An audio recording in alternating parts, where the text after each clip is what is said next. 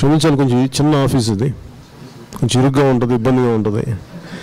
ఎందుకంటే మన దగ్గర 1,000 కోట్లు 100 కోట్లు లేవు కాబట్టి.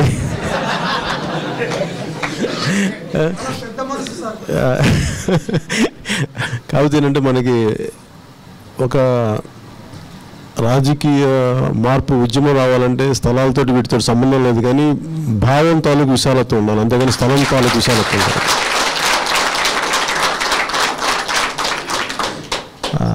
అందరూ రాజకీయాల్లో డబ్బులు చాలా అవసరం, డబ్బులు లేకపోతే పనిచేయండి ఏంటంటే డబ్బులు తినడానికి అవసరం తప్ప మరి కూర్చోబెట్టి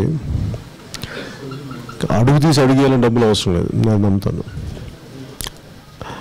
అందుకని నాకు రాజకీయాల్లోకి వచ్చినప్పుడు నాకు మీలాగే నాకు ఈ రోజున మీకు ఒక ఇబ్బంది ఉంటుంది కదా, ఇక్కడ నేను కలవడానికి ఇతను ఎలా అంటాడు ఏంటొచ్చు ఎలా ఉంటుందని కదా, నాకు కూడా మీకు అలాగే చూస్తాయి.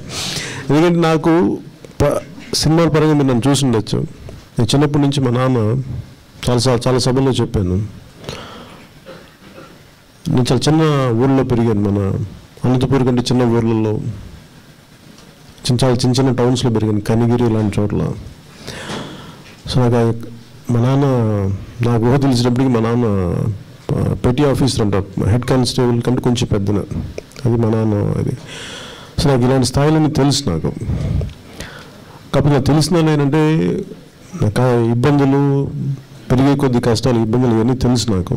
అదే నేను ఏదైనా అనుకున్నానంటే ఏదైనా చేయాలి మనకి సమాజానికి, కేవలం మనం బతకటం కాదు.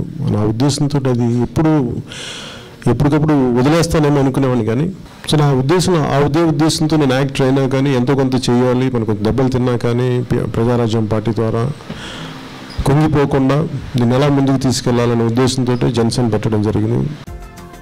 ఈ వీడియో గనుక మీకు నచ్చినట్టయితే లైక్ చేయండి, షేర్ చేయండి, సబ్స్క్రైబ్ చేసుకోండి.